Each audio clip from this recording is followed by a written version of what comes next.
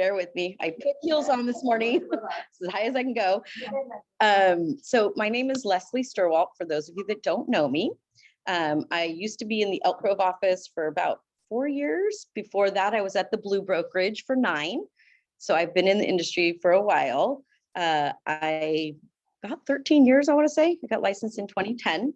So when everybody was jumping out of the market, I was jumping in during short sales and foreclosures. So I got to wait 9 months for my first check. So learned a lot. And then now we're back to sort of a traditional crazy market, right? So I was talking to Michele a little bit about what training needs, there are in here. And this subject came up a lot about contingent sales. So how many have come across that where people are buying and selling at the same exact time? Yeah. And we aren't used to that. I mean, it kind of just started a couple of years ago. People have been moving out of the state, they've been going to rent, and now all of a sudden they're moving up and moving down. So this has been kind of a hot topic. And they just changed our forms, quite a few of them in December. So I'm, a student of our industry. So I jumped in and started reading them and went, wow, they have made a lot of changes to it. So that's why we created this class for you.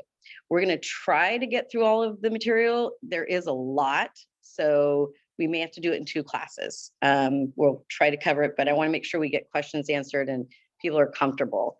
I don't know quite a few of you, so if we could maybe just go around the room and have everybody kind of introduce themselves, what office you're from, and to give me an idea of the experience, level in the room. If you could tell me just how many years you've been in the business, that would be helpful. Who wants to start? Anybody? Okay. Okay, I'm back here. I can see you. I'm Kristen Martin from the Lodi office, and this year will be 4 years. And that was it. I'm Okay. part of ALC, and I'm the success coach in Lodi as well. Okay, thanks. Michael in the Lodi office as well, just celebrated 1 year. Yay. Georgina Garcia from Lodi office, and this is my started in my 2nd year. Okay. Audrey Lodi office, also going into my 2nd year. Okay. Jen Smith, Tracy office, and Michael's my mentally challenged. You're mentally challenged? My head, he was my competition.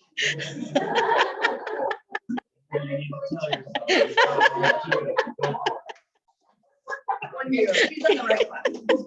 He's learning for Harley, stocking off Okay. Sorry. Hi. Sarah Westwood, 3 years. Okay. And what office are you in? Stockton? Okay. Debbie Mason, 05, Lodi office. So you've experienced a lot, huh? Yeah. So you You can always learn no? though. You can always learn. Yes, I agree.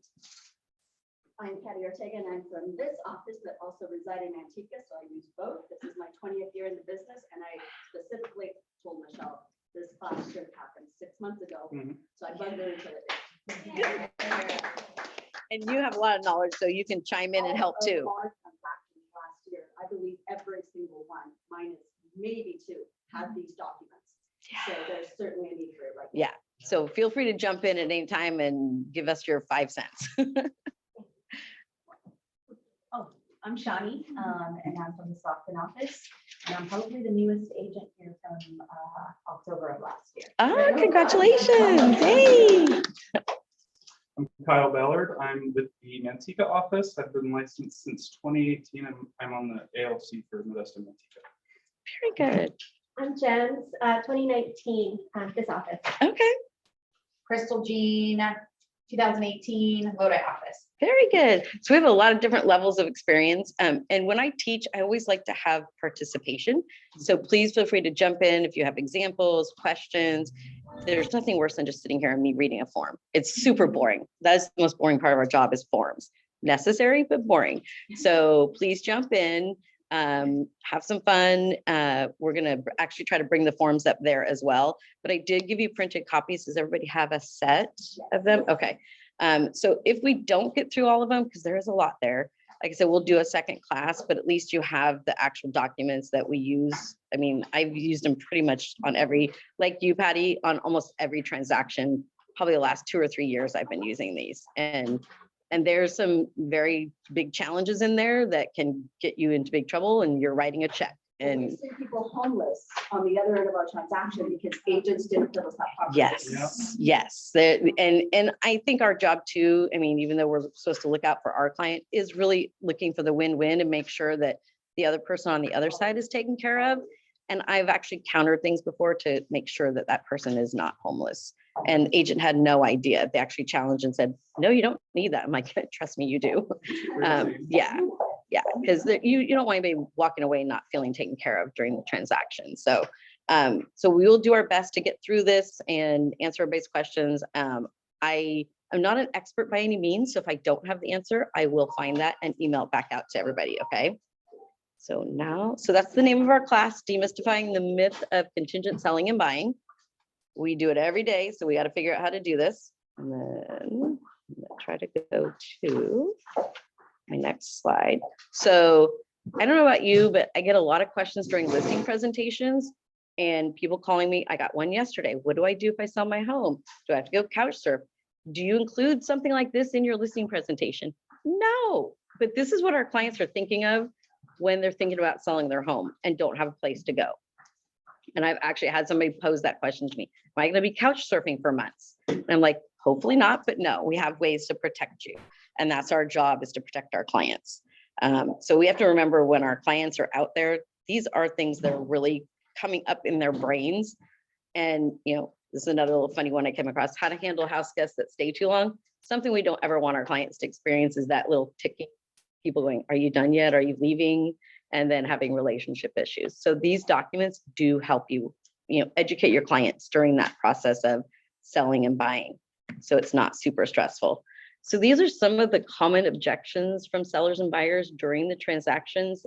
Even once we have these documents in place, they still feel like, I'm going to be homeless. This can't really be real, right?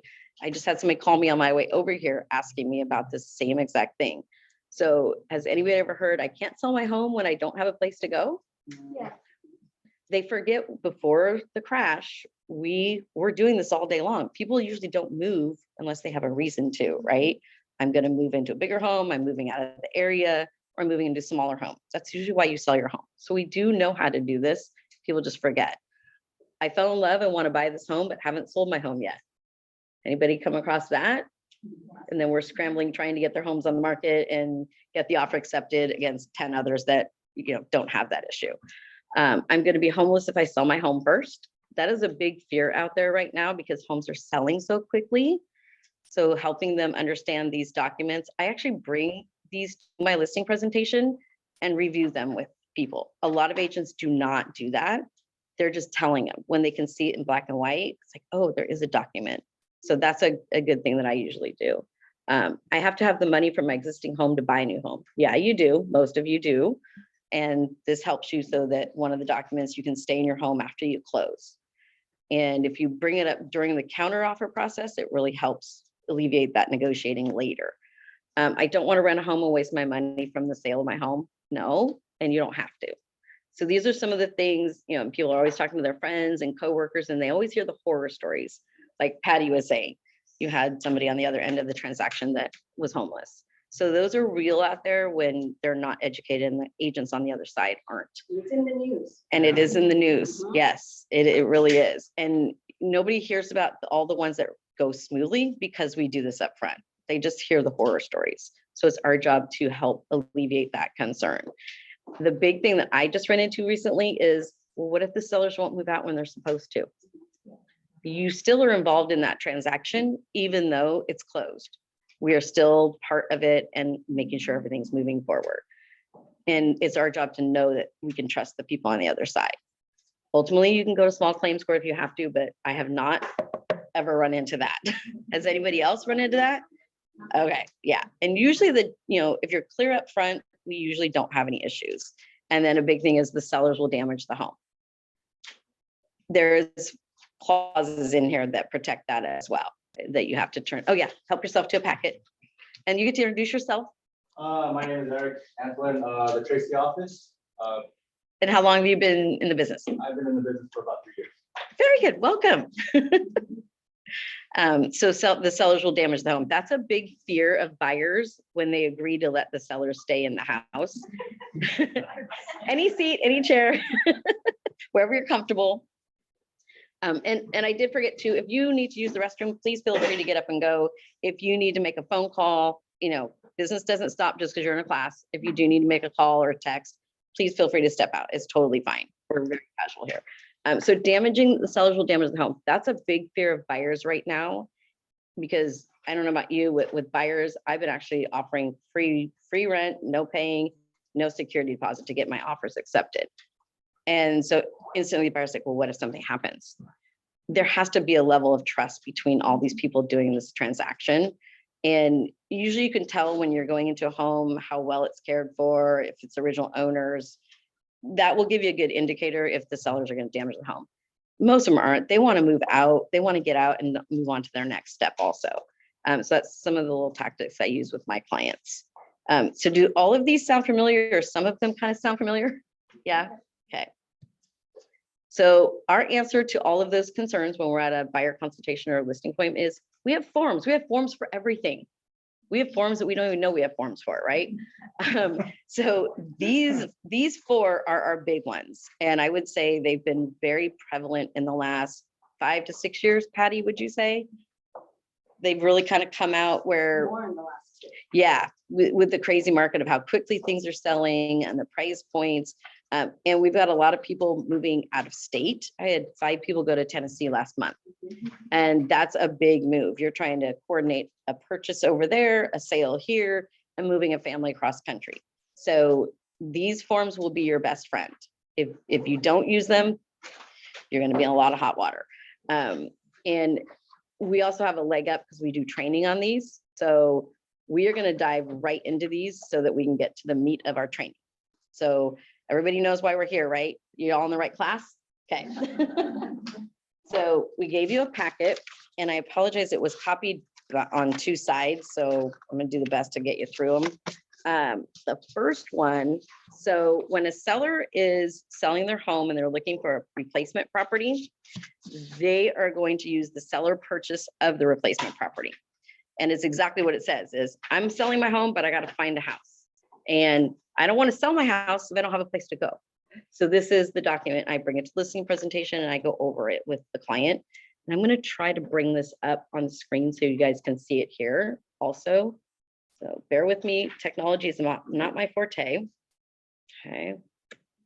So she told me to hover over my Google. I'll be able to get a copy of your. My slides? Yep, I can send those out. So yeah, bear with me. Technology is not my thing. Where's Arthur when you need him? He's on vacation. She said hover. You were right over She's share. coming. I can hear myself walking. You can hear yourself walking? In my Okay, I'm ear, in, I'm in here. How do I get back to my zip form? Oh, right here. Oh, perfect. Okay. So, pull up the seller. Whoop. Just go. Okay. So we're gonna do pull up the seller one.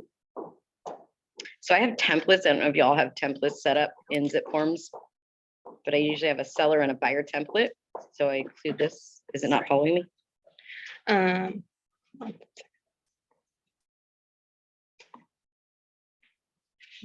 This one, right? Yeah. And then let me know when you're ready to go back. Okay. Thank you. Okay, seller purchase of replacement property. Can you all see that? Yeah. Okay, I thought sometimes it's easier to see it up on a screen than trying to follow it on the document. I did put a little note on top here of when you would use that form, because it's kind of confusing. You're like, I don't know which one is which, right? And sometimes when you have a person who's selling and buying and you've got to use the buyer form also, it can be confusing. So this one is used when the seller is selling their home, they need to secure a replacement property, or if they're in escrow already on a property and they just haven't closed, right? Because it could be in different places of that transaction. They may still have contingencies in place. So your job is communicating to the other side where you're at. Optimally, it's better if your seller has already been on the market, in contract, and their buyer's already removed contingencies. That's ideal. Doesn't always happen. Sometimes they haven't found a home yet, but they need to get their home on the market. So this is an addendum to the purchase agreement. So it gets added to the purchase agreement when you are in contract, okay? So on the first line, you're obviously going to fill out the address. That's your seller's property. And then you're going to have your buyer and seller. This is the document you're going to give to the buyer. So you're representing the seller at this point, okay?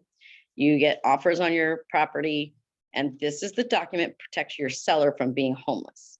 So they do not have to sell their home. They're not forced to sell their home if you have this document filled out correctly.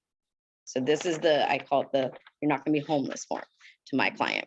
And we review it at the listing appointment. But when you get offers, you include this either in a counter offer, or I've seen some agents actually put it on an attachment in MLS and say, I want you to include this with your offer. Because then they're already aware of it. You can do it either way. Patty, how do you usually do it? Counter. I do too. Because then it gives me some negotiating. I can see kind of what their offer is already. Krista, how do you do it?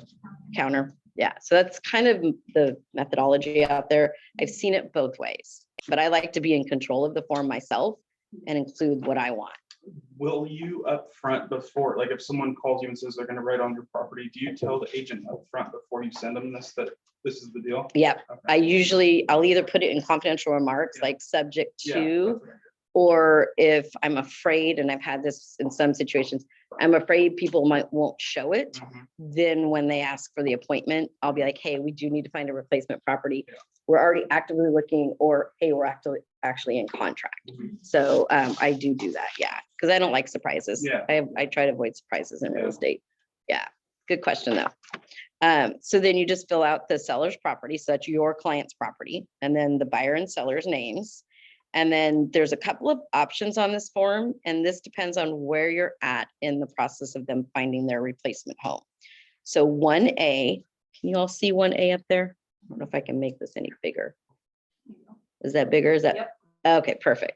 So 1A is finding the replacement property. So if they haven't even found one, but they've got their home on the market, you get an offer, you're like, hey, this is a great offer. We really want to take it. That this is the part that you'd fill out. So you need to let the buyer side know how long you think you need to find a house. It defaults to 17 days. So if you read it, and I'll just read it to you, the agreement is contingent on seller entering into a contract to acquire replacement property or identifying a suitable property to move to. And then it's got the contingency, finding replacement property contingency. So that's actually a seller contingency. Sellers can have contingencies. This is one of them.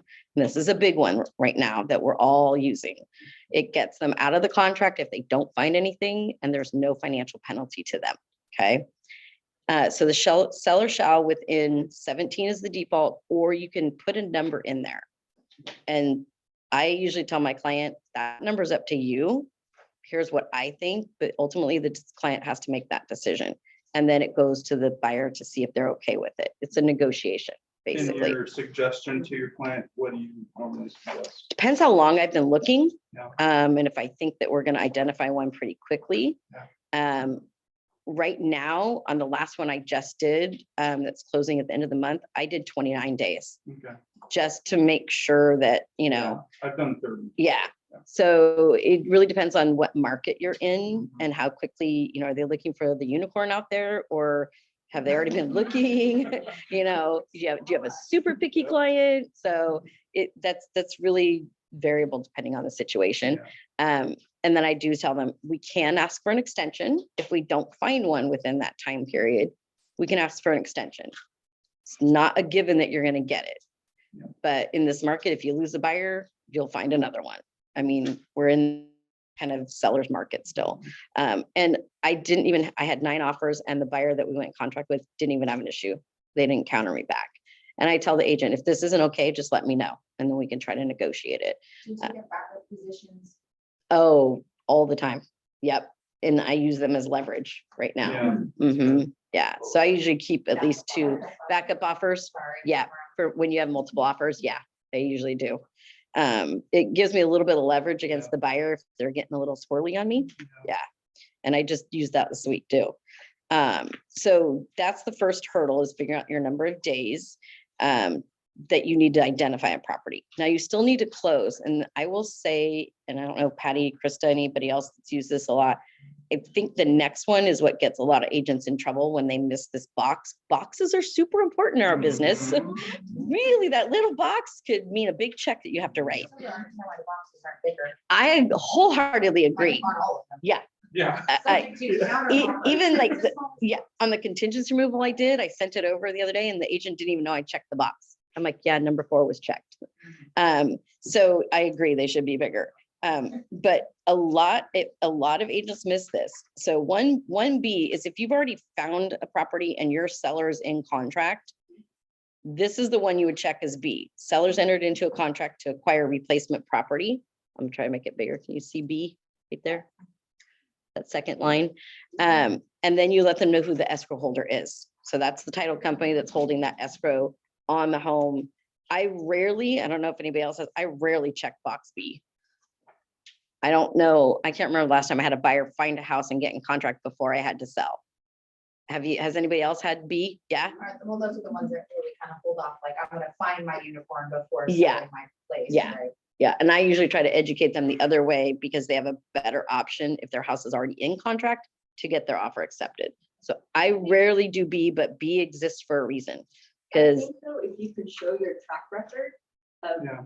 that you've closed successfully over Yeah. time, that works beautifully. yes, yeah, So, it does. Again, depends on the scenario. Depends on the scenario, yeah.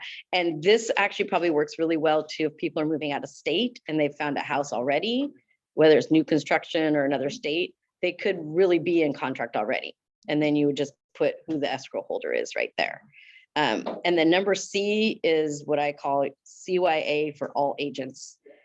Make sure you check this box always, like always, always, always. And I don't even know why they say if checked, but closing on your replacement property, check that box. It says the agreement is contingent on seller's ability to close escrow on the replacement property according to that contract. So if you're doing inspections on the replacement property, the appraisal doesn't come in there. If you have to back out of that one for some reason, this is your get out of jail free card all the time. And it doesn't matter if it's the day before you're supposed to close escrow, you can back out of the contract and there's no penalty to your seller. Now, is the buyer's agent gonna be happy? No. Are the buyers gonna be happy? No. Are they gonna say, but my client spent money on the appraisal and the inspections? Yes. And that's the risk the buyer takes. But this, you're there to protect your seller. And if you don't check this box and something comes up on their deal when they're purchasing, all bets are off. They're gonna have to sell their house and they're gonna be homeless. So box C is highlight that, circle it, whatever you need to do. Make sure you check that box. I think the only time I would not check it is if they have a plan B. Yeah, If we don't secure this home, then we're moving in with mom. right. Mom, Okay. we're gonna go rent, So only if they but have a plan B. make sure you have that somewhere in an email from your client. Yeah. Because they will forget that they told you that they had that Or mom plan. changed their mind. Yes, mom changed her mind, or all of a sudden apartment rents are $2,500 a month and they don't want to do it. Can you tell I went through this? Yes. Yeah, so get it in writing so that then you can say, well, Mr. and Mrs. Seller, you had a plan B. What happened to plan B? That was your plan. We didn't check this box for a reason. So yeah, but sometimes they do have that. I would say it's rare, but a lot of people are saying, I'm gonna go rent now. That's becoming a new trend. I don't know if anybody else has seen that. I've had a couple of people say, I'm gonna go rent for a year because I want to get top dollar. And then they're hoping the market's gonna do that. I don't think it's gonna do that, but they're hoping. And they're just renting right now. So you can leave it blank. I would say 95% of the time you probably won't, but it's there and it's kind of off to the side. So sometimes we forget when we're going quick. So triple check these forms before you send them out. So number 2, let me see if I can scroll down a little bit for you so you can see this. Let's see. You see number 2? Yeah. Okay. So time periods. This is an interesting section because it depends on what side of the deal you're on, how you want this to come out, right? So we're going to pretend we're representing the sellers on this one. So your time periods in the agreement for inspections, contingencies, covenants, close of escrow, and all other obligations. This is the one where you're saying when those time periods are going to start. So you have options here. Shall begin the day after the seller delivers to buyer a written notice saying we found our dream home, right? And then it says basically finding the replacement property contingency specified in paragraph 1A. So that's right above. You'll see a lot of our forms revert back to other paragraphs. So it's always good to refer back to that when you're figuring out what box to check. And then so specified in paragraph 1A or remain as specified in the agreement. So in the purchase agreement, the buyer has to tell you when they're going to do their inspections, appraisals, if they haven't waived them, right? So this section right here is saying, we want you to wait until we find our home and let you know that we found our home. Or we want you to continue to do everything as if we're in normal escrow. It doesn't matter if we found a place or not. We want you to do them right now. My preference as the listing agent is I want you to do them right now. So I can tell whoever I'm writing an offer on, hey, our buyers are good. They've done their appraisal. They did their inspections. All their contingencies are removed. It puts my seller in a better position than the only contingency they really have is finding and closing on the replacement home. Does that make sense what I just said? Yeah. So it's only that way by marking the little box. Right. So if I'm a buyer's agent, I don't want to do this until you tell me you found a house because I don't want my client to spend money. So again, it's a negotiation. That's why I don't let the buyer's agent fill this out. I fill this out in my counter offer. So I can tell them what I want. And usually there's multiple offers and they're like, yeah, whatever you need, I want the house. So it works for us. Check this if. You check that if you want it to stay the same as in the agreement. So I usually check it. So if in their perfect, Mhm. they And the submit an purchase offer and they've got a 10-day inspection period. You start now. And they start okay, now. got You start right after Right. acceptance. Yeah, you start right after acceptance and you're not waiting for me to find a house. We're moving forward as if it's a regular old transaction. And then we're going to go ahead and find a house. So normally though on that, do you also extend the close of escrow just to buffer the time to find a house and then close? I do. I'll usually kind of run them concurrently and I'll be communicating with the agent while we're doing that. Yeah. So that means like if you were to take 17 days into accordance, you're gonna have a 47-day roughly. 47-day Potentially. close. Mhm. Yes. So Yeah. That's all what I do. Yeah. So it's It just makes it so that nobody's stressed. Yeah. So nobody's Everybody, yeah. Yeah. And then it gives us time to find a home. And then if we have to do an extension to find the home still, then we still have that too. Yeah. The 45-day escrow on your, on the seller. sale. On the sale. Yeah. On the seller. Yeah. And when you make offers, how many days? do you- So I'm already cutting into those 45 days. Yes. So my purchase would then be, depending on how many days. I cut into 15, that 45. 21. Yeah. Yeah. It's a very fine line to balance those dates. And so when you're writing the offer on the other side for your seller, you have to figure out how many days have already been in contract here. And then you're also at the mercy of what that seller needs. If you're doing a 45-day and then you're making offers, and you haven't found a place at home yet. I did a 40-day and I don't think it's gonna fly because they're not gonna take me because I'm asking 40. Everybody else is doing 21 or less. Well, you've already been using up time on this side, so you shouldn't need that much time to close this one. So I haven't started an escrow. Oh, you haven't done anything. So I'm just making offers. So do you have somebody in contract with you on the sale already? Yeah, I have a listing. Yeah. And she wants a replacement home and we're going out there making offers. And so have you done any inspections or appraisals on the listing? Not yet, we're going to do inspection to see. So then when you're writing offers, if these are all good to go, you could probably, I would say you could write a 21-day close if you're already using time up over here. That's what I usually do. Is that what you do? It's all gonna depend whether your primary property is Mhm. already listed or not listed. Yeah. Are you on the market? Do you have a I'm on the buyer? market, yeah. And you have a buyer? And I don't have a buyer yet. Oh, you're not in I'm contract. not in contract. Okay, then you would It's probably, pretty weak, you know, my offers are pretty weak because I don't have a buyer yet. yeah, Because she's contingent against. it, Yeah, doing everything yeah, else you're over. probably, Yeah. I'm just gonna say I do a lot of listings and so do folks. I would say I'm not gonna take your offer until you actually have a buyer in contract. And I know that they've already done their inspections or they waived stuff. Mhm. because we're wholeheartedly dependent on that transaction. Right. You fall apart, I fall apart. If my clients are buying a house, which we've had 3 dominoes lately, some 4, yeah, it's real, because some people are even selling investment properties that have to close before they can buy. So we're wholeheartedly dependent on that person here. And if that's an unknown, which it is, I don't know if they're cash, if they're financing, down payment assistance, I would be like, because I have other offers to look at. What are the push can be done to get into contract? Get in contract, yep, yeah. In writing. yeah, and get your buyer to waive all That's contingencies. kind of what I was gonna ask you, Leslie, is do you write offers that are contingent for your buyers without having their home listed, or do you make them, or do you suggest they wait until the house is listed? I usually make them wait until That's- Yeah, and that's why I use these forms during my presentation, because I'm like, Yeah. look, let's get your home on the market, because I can tell you, and I put them in the situation, I said, pretend that you have your home on the market and you have 10 buyers that are writing an offer. And you've got one like us, where your house isn't on the market, it hasn't even had photos done, nothing.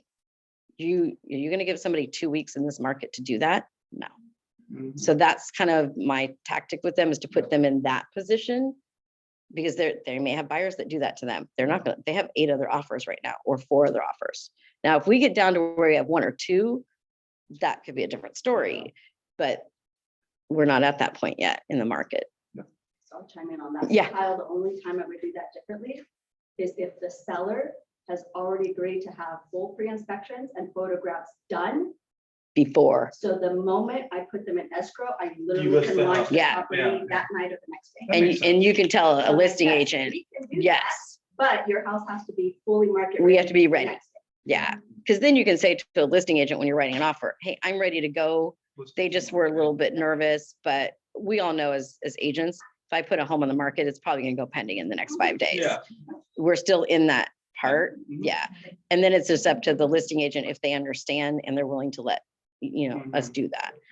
I haven't come across a lot of agents that are willing to take that Yeah. over, unless it's substantially maybe a higher price Yeah. or better terms, Yeah. right? Mhm. So it just depends on the other offers on the table. Yep. But I try to educate my clients to get your home on the market Yep. and get a buyer and and look well at the same time. Yep. Just, it puts them in a better position. And because we still have to close, that box C is what protects them. Mhm. So I'm like, and if we don't find a buyer, we put your home on hold and we can still keep looking, but then we have photos done Yep. and we just have to slap it back on the market. So they do have that added protection if they have to find and close. If you don't check box C, you don't have that. Yep. So yeah, that's what I do. Is that what you guys usually do, is have people put them on? Yeah, It's easier. it's a lot easier. It puts you in a more competitive position is what I usually tell my clients. And then you also want to make sure that the house isn't overpriced for Mhm. the same reason, it's just gonna sit. Yeah. I have one that I'm doing right now where it's actually an off-market purchase, Mhm. but my client has to sell a house. Yeah. So I had to tell the listing agent, here's why I'm pricing it. And here's the amount of time I need to get the house on the market Yeah. in order for him to take our off-market offer. Yeah. That worked, but I still have the contingency to sell that house. Mhm. So we waived loan and appraisal contingency. I got a 10-day inspection contingency, but I still have, if I don't sell that house, I can back them out of that contract. Yeah. So, and that's kind of a weird one. I haven't had one like that in a long time, but I'm still using this box C because I got to close on that replace. So this will still go to our buyer because we aren't going to have closed on that house yet. So I'll still be using this form too. Any other questions about what paragraph 1 or 2 so far, or 2A? No? Okay.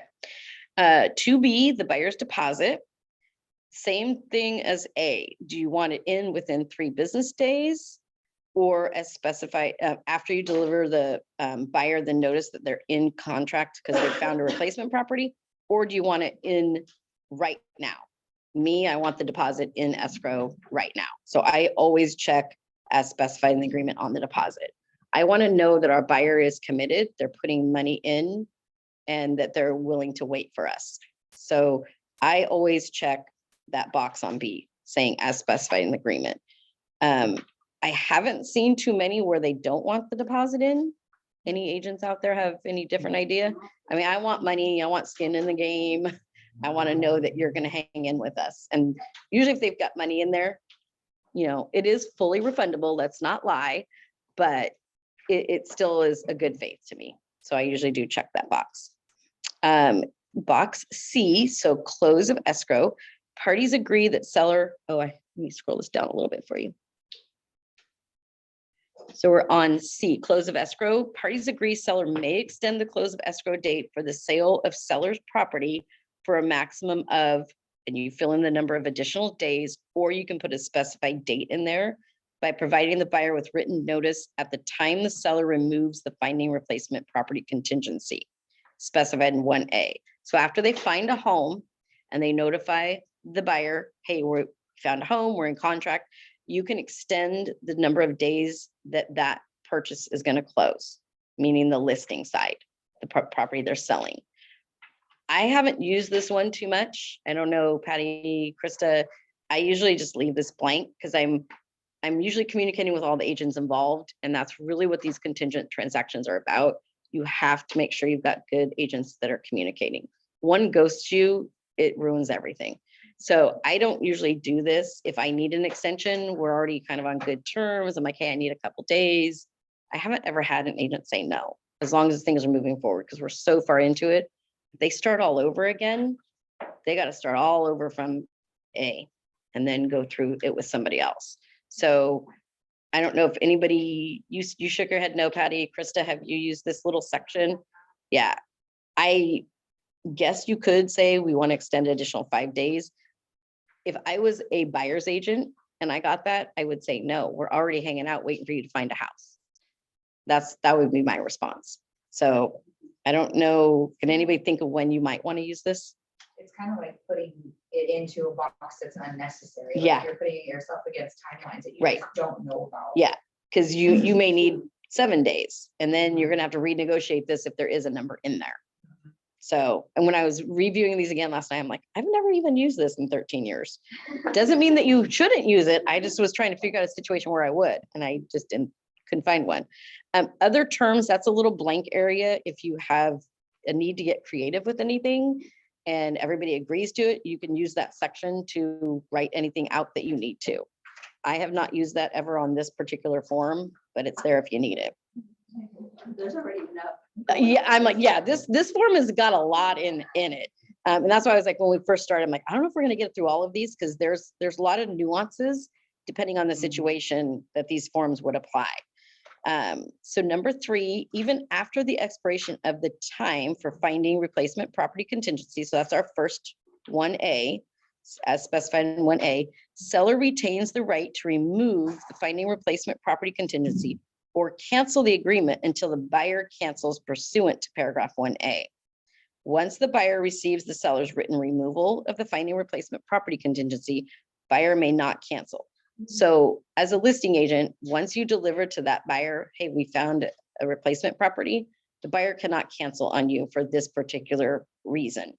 They can find something else in the transaction if they have one available, but they can't utilize this form against you once you've removed that.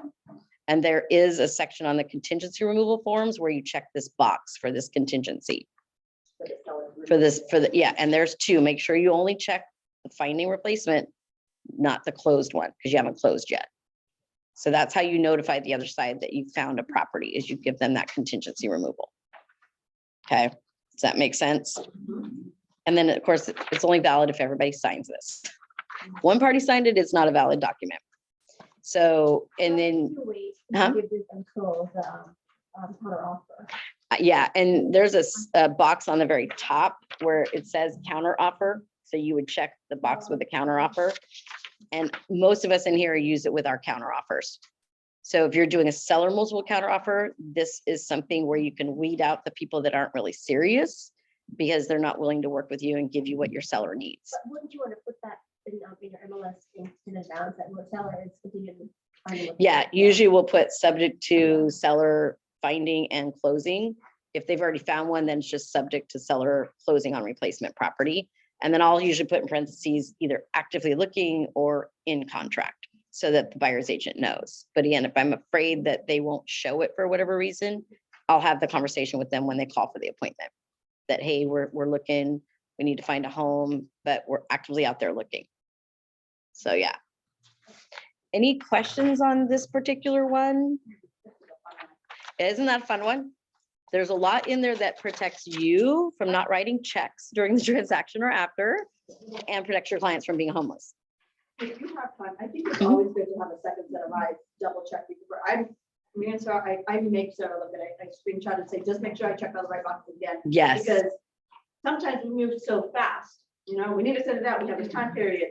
yeah, So it's really good. Like, or I'll get somebody in the office like, this is what I intended. Is that what you? yeah. Is that, yeah, if you were getting this as the other agent, would you understand what I want? Super important. Yeah, this is one of, I think, in a contingent transaction, one of the most important forms. Other than the seller in possession forms. This is where it all starts, right here. And if you have the wrong timelines or the wrong contingencies, you're setting it up to be a really not fun transaction. And we've all done it. And then you just beg for forgiveness to everybody involved to say, please, let's negotiate this. But there are some agents out there that they're like, no, sorry, this is what we agreed to. So it is really good to triple check it. And then even after I have my clients DocuSign it, I recheck it again, just to make sure when I'm doing my DocuSign, I didn't drag and drop in the wrong place. Done that before. Yeah. Any other questions before we go on to the next one? The next fun form? Okay. Was that helpful? Yes. Okay. Okay. So this is another fun one. Contingency. Let me get to the next one. Almost always wrong, right? Yeah, I would tend to agree with that. This is why I've been begging for training on You've been this. begging for training on this one? Every time. Oh, no. I think I'm gonna need Zepha. Zepha. She's like, oh, I know. She needs help again. I need to get back to the screen for where those two documents were. You need to get the camera. Oh, I need to get back the camera. too. Hey, So stand in front of me. it just followed you, didn't it? Yeah. So like get, No, it's not cool. It's so there you irritating. go. But you have to stand there for a I have minute. to stand there for a minute. Can I try to move? Try to move. Yeah, like that way. So I'll just stand here, not move, I mean, you could still move, but yeah. still move. And when Caroline was doing the training for the luxury training, that was so funny. She's like, I just can't do this. You should be good. And then you can. I need to go into PAR, into the zip forms. Oh, I'm sorry, Yeah, not your. not there, presentation? the zip forms, yeah. So I want to pull up the form for him. That was helpful to have it on the screen. Sorry, the Google, yeah, So. in there, Here? yeah, and then I gotta go to the transaction. Okay, so. Yeah, and then go to secure transactions, I can't see. and then.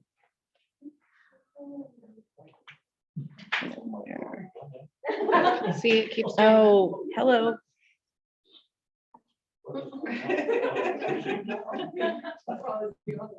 Yeah, it did. I talk with my hands all the time, and so I'm really probably confusing it.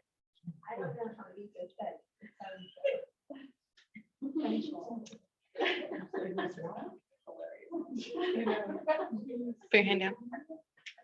Walk away. And now come back into And I'll it. come back. Okay. I'll figure this out. Maybe by the time we're done with the training. Okay, No, it doesn't like me. that's okay. We can just leave it off. Okay, This is the one. yeah, that one. Awesome. Yep. Okay. Is it up on the screen? Yep, it's on the screen. I'm gonna. Yay. Share. This one. Now, And what had I'm I gonna known do you is were doing just- Zoom, I would have added these to my slides and we wouldn't have had to do this. I'm gonna just leave the camera off. Okay, So this is still capturing your audio. okay, perfect. Okay. And we're back. Thank you for your patience. Technology, gotta love it. So contingency for the sale of the buyer's property. This one, to this day, I know it, but it still is confusing to me. I'm not gonna lie. I'm very honest and transparent. This is one of the more confusing. Yeah, This is one of the more confusing forms, I would say. The other one was confusing, but this one is even more. So this is used when your buyer, now remember, you're a buyer now, not the listing site, you're a buyer. And it could be that you're also doing their listing, right? And I had one of these recently. So I was like, yes, we do need to do both of these. And I had to walk them through why. So when your buyer is buying a home and they need to sell the home in order to close on the replacement property, okay? So if they're buying new construction, they're buying out of state or a resale home, they are including this with their offer. Okay, so the other one is used when they're on the listing side. This is when you're writing an offer. So like your buyer that's out, they're writing, you're telling the listing side, we're contingent on selling this house over here. And your job is to communicate where you are in the process of getting their home ready. Are you in contract? Is it on the market? Where is that at? And this can affect getting your offer accepted or not, right? Because you're competing with multiple offers. And so I think you had asked me, do I normally try to get them to sell their home first? Yes, I try to, I'd rather do the SPRP, which is the acronym for that, than this one. So this one we refer to as the COP, Contingency of Sale of Buyer's Property. So can you see this? Let me see if I can make it bigger. So this is usually an addendum to the purchase agreement.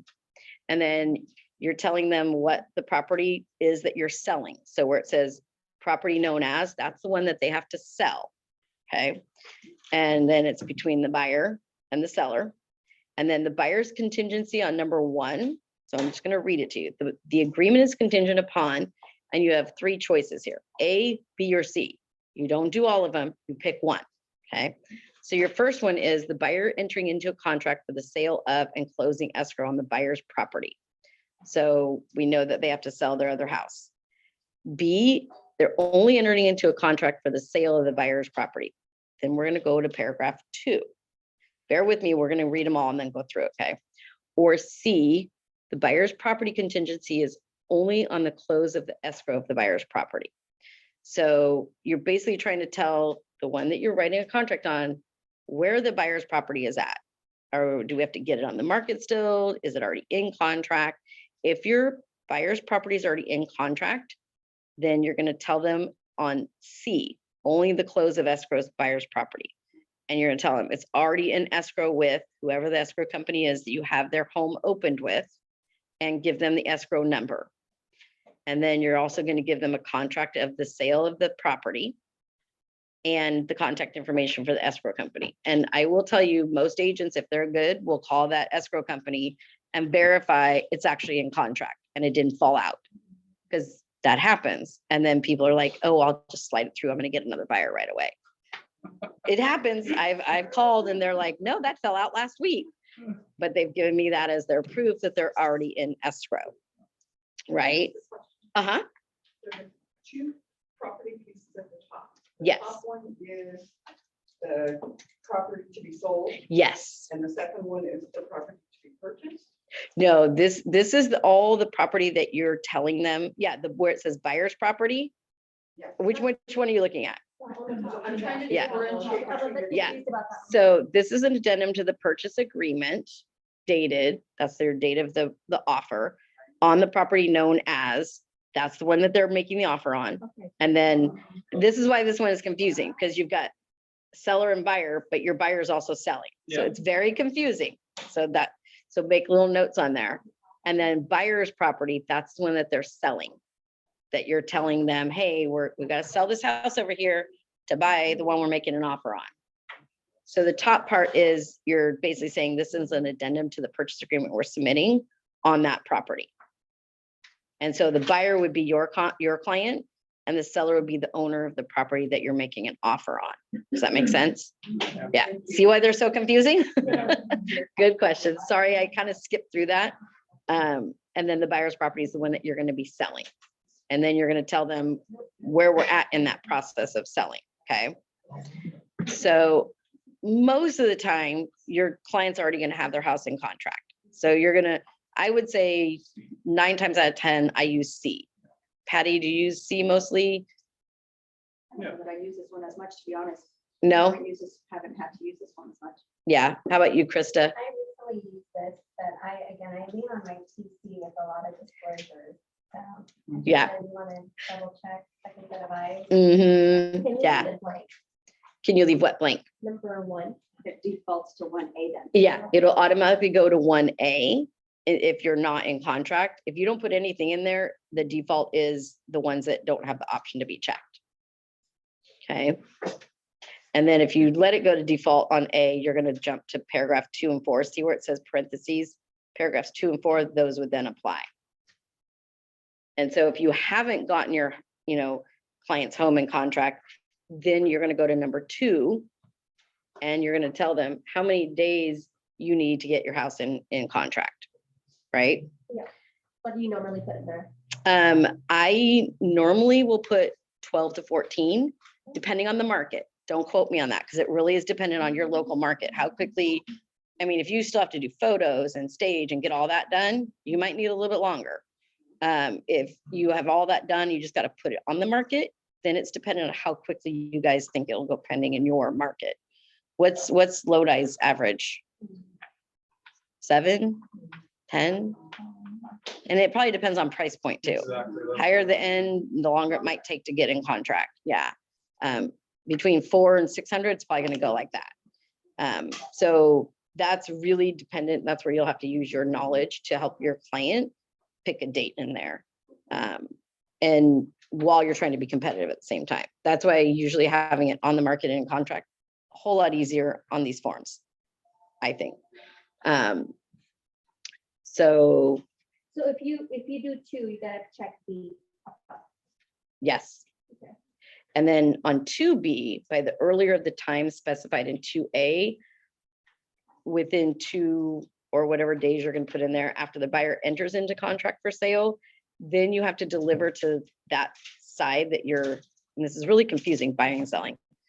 The people that you're making an offer on that you go in contract with, you actually have to deliver evidence to them when you get the other house in contract so that they know, okay, now all of our times are going to start going. And how do you deliver it? Just by email or? I'll usually give them like the net sheet from the title company or the opening order. Sometimes I'll have my escrow officer email them as well, or I'll copy them on it.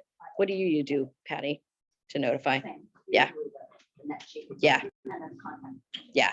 And again, a lot of agents will call and verify that it's actually in contract. So you don't want the copy of their purchase agreement, so you understand the dates and timeline that they're going against?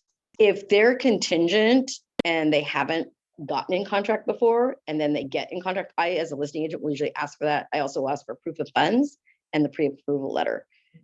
Just because then I know, oh, is it Quicken? Am I going to have a problem? Is it Rocket Mortgage? Is it going to be late?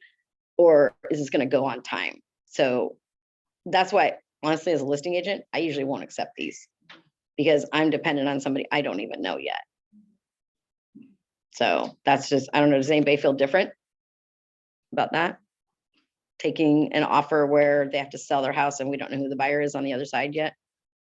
It makes me really nervous because I don't have any say in what offer they're going to take. They could take the highest price, but horrible terms, horrible lender, and then we have problems on the closing end. So the domino effect starts here and I'm here. So that's my preference, is to not take those. But if it's only one on the table, sometimes you have to, and then you just make it work, right?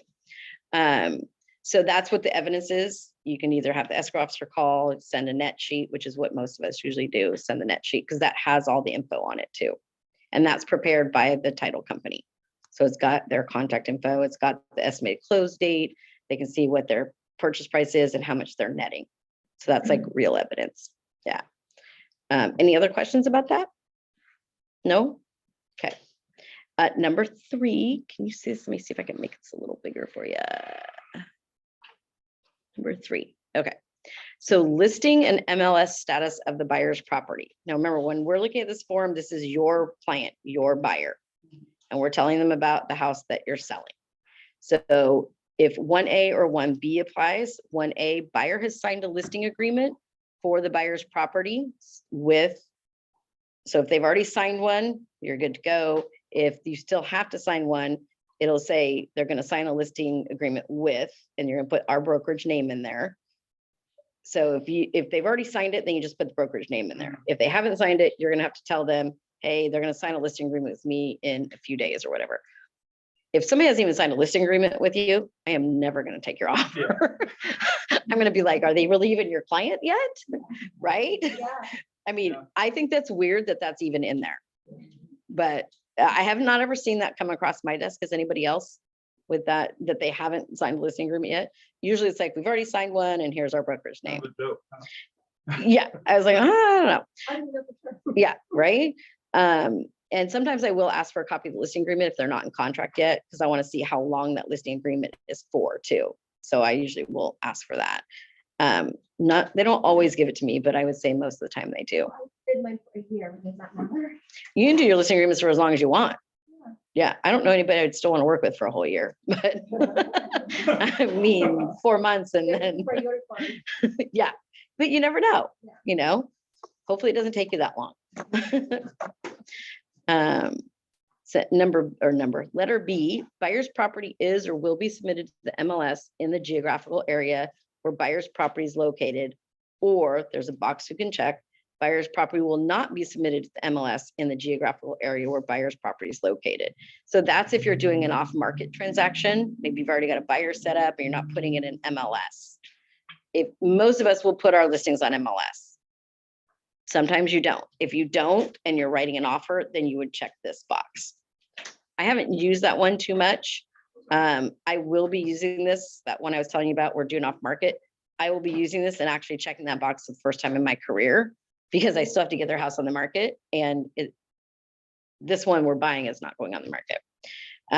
Okay, and close of escrow, letter C, buyer shall deliver to seller evidence of both the listing agreement and, if applicable, the MLS listing within 1 day after acceptance. So this is acceptance of your offer that you're writing for them. So this is basically telling you, you have to give the copy of the listing agreement. And I will say I've had pushback from some agents on that. And I will go back to this form and say, well, but it says you're supposed to give me a copy of it. And so basically within 1 day, you need to give a copy of the MLS so you can show it was actually listed. Or where's the or? Hang on a minute. Or if it's not already listed, within 1 day after it goes in with the brokerage. So you do have to provide both MLS copy or the listing agreement, okay? Depending on if it's going on MLS or not, or if it's already in MLS. Because some of us will do like a future effective date, so you can't see it live yet. Have you ever done that? So it won't show up where the agent, we can't just go see it out there. So you have to actually print the listing and go give it to the agent. It's not active Yeah, yet. if it's not active, Yeah. yeah. Like if you're getting it ready and it's gonna go live in 5 days, none of us can see it yet. So then you'll have to print that out for them and give them a copy, so they know it's actually in MLS with a future effective date. Any questions on those about providing copies of the listing agreement or actually having a listing agreement even? No? Okay, so number 4, close of escrow of the buyer's property. Aren't these just so fun? I want to kind of get through this so that we can get to the SIP, because that's really the one that is going to help everybody the most. Close of escrow buyer's property. Buyer has until the following time to close escrow on the sale of the buyer's property. So that's what the house they're selling. The scheduled close of escrow of the seller's property, or if checked, no later than, and you can pick your number of days prior to the scheduled close of the seller's property. Once the buyer's property closes, buyer can no longer use this contingency to cancel the agreement. So once the house closes that they're selling, they cannot back out because of this contingency, right? Because their house is already sold, so they no longer can back out because it's not sold. So that's basically what that paragraph is saying to you, okay? Once that closes, there is no contingency. This form is null and void, okay? But the sentence before it, Which one? so the 4-1. For one. The scheduled, it's in the middle of that, the scheduled close of escrow of seller's property, or to, if checked, no later than 5 days prior to the scheduled close of escrow on seller's property. So that's a timeline thing, right? Right. So is it? I've is it never good put idea- I've never put that in anything in there. Yeah. Okay, so the default is. Mhm, is fine. default is 5. Mhm. Okay. Yeah. Because. Have you ever changed anything in that one? Because I haven't. No, because we just negotiated with an extension of time. Mhm. Yeah. We don't use this form to move the close of escrow dates. Mm. We use the extension request. Yeah, it's a little bit more cleaner to use an extension request than to rely on this. Most Otherwise you're telling dates and then you don't have a clear idea of the date. the date of the closing of the Right, other the one. date, and, Mhm. you know, somebody could count your date. Yes, yeah. And it is weird because it doesn't say calendar or business, which I thought was odd. And so unless I know, I don't use those number of days. I think it gets you in trouble where you can just keep the line of communication going and communicate with the agent, hey, this is what's going on. And I think most of the agents, as long as you're communicating with them, they're pretty reasonable. It's if you ghost us, then we get like, what? I have two that are doing that right now. So that's when the notice of reforms come up. So let's see, what are we number out? We're number 5, right? Status of the sale of the buyer's property. And this is only if 1A or 1C applies. So that goes back to the top of the form. 1A or 1C. So number 5 only applies if 1A or 1C is in play. So that is if they're already in contract to sell their property and their house has a close of escrow date, okay? Buyer agrees to keep the seller informed about the status of the transaction for the sale of the buyer's property, including any changes, modifications, addenda, amendments to the terms of the accepted offer, or delays to or removals of contingency. It's basically saying communicate with the other agent. If you've got problems on that side, let them know, right? Most of us do, some of them don't. So there's just restating our ethics clause there. I know it's a funny little thing, huh? Within 2 or they have a blank again, days after seller's written request, but no earlier than the applicable time to remove contingencies in the contract for sale of the buyer's property. Buyer shall deliver, so this is your client, shall deliver to the seller evidence of the removal of those identified contingencies. So that is the contingencies for the people you're in contract with over here. So they want to know the people here have removed their contingencies. So you're basically providing that to them. I, a lot of times will do it verbally or send an email. I have not usually ever filled out a form. Have you? Yeah, I usually just shoot an email or text. I sent, the contingent removal. Yeah, you can send a copy of the CR to them too. Yeah, yeah. A good agent will ask for it. If I've worked with the agent before and they tell me it's removed, I'm like, okay, you're good. It's just building that relationship with them. Number 6 is pretty important.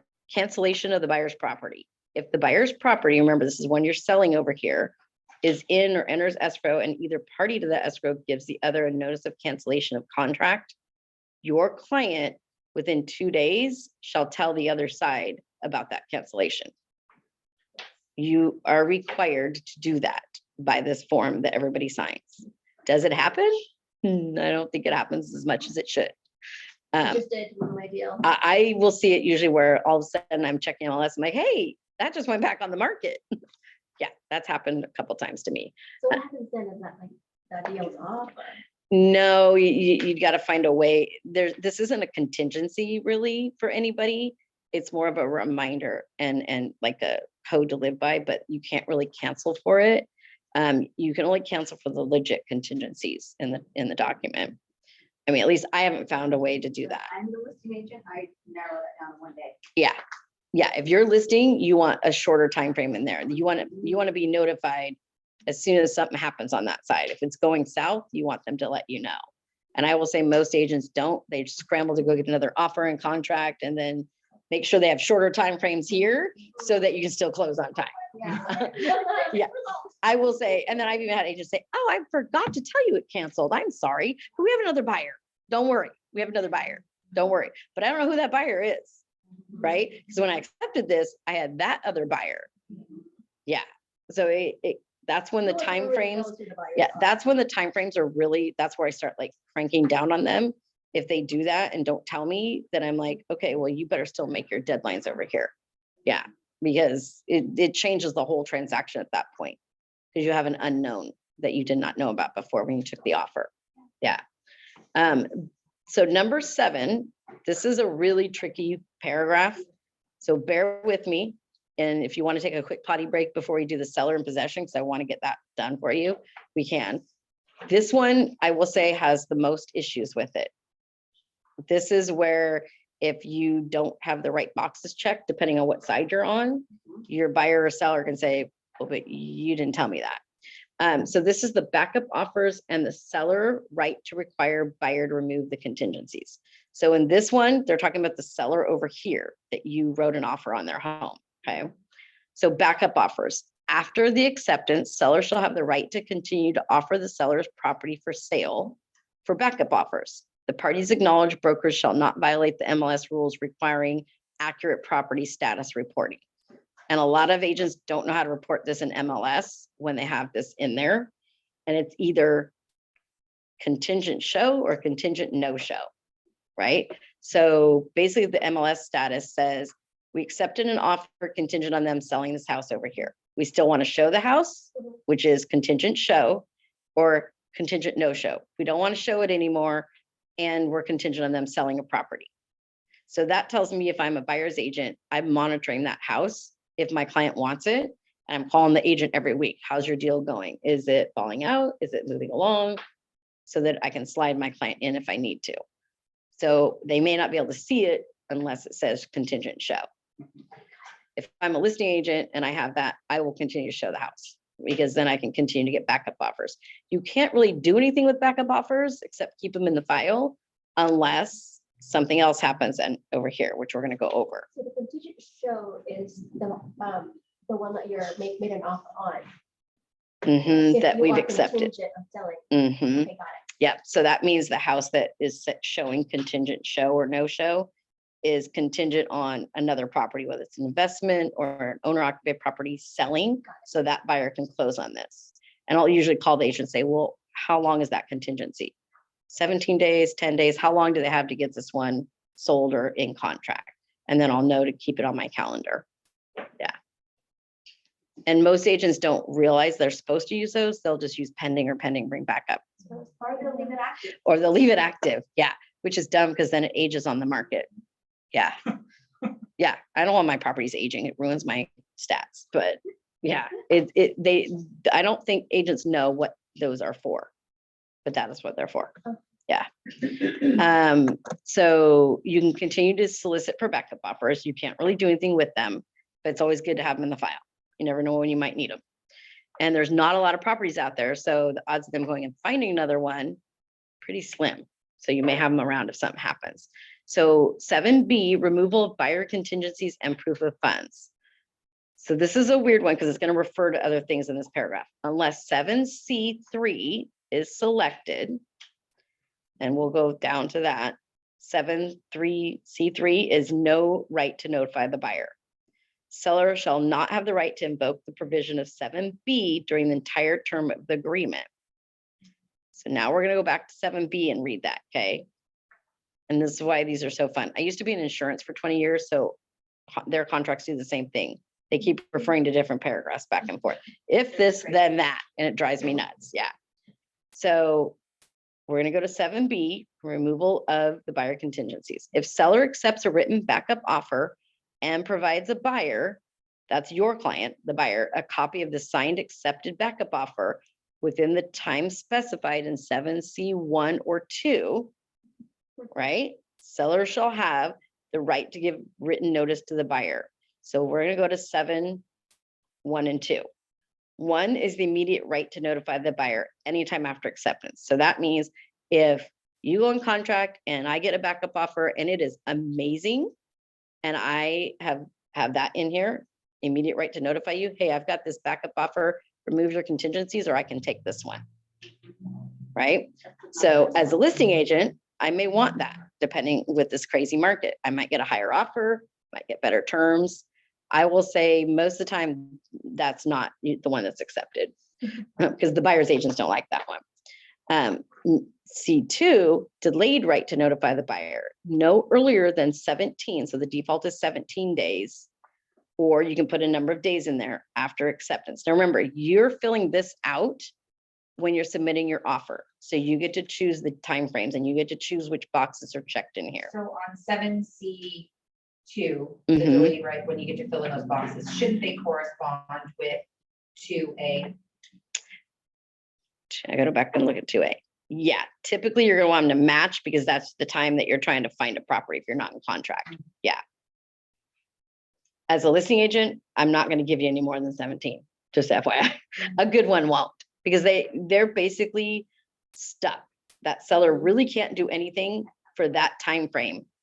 They can get backup offers, but they can't do anything with them. So their hands are tied basically, and they're pending on the market or contingent on the market, right?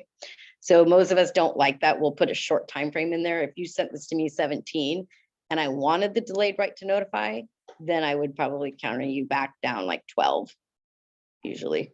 It just depends on how quickly my client wants everything to happen usually.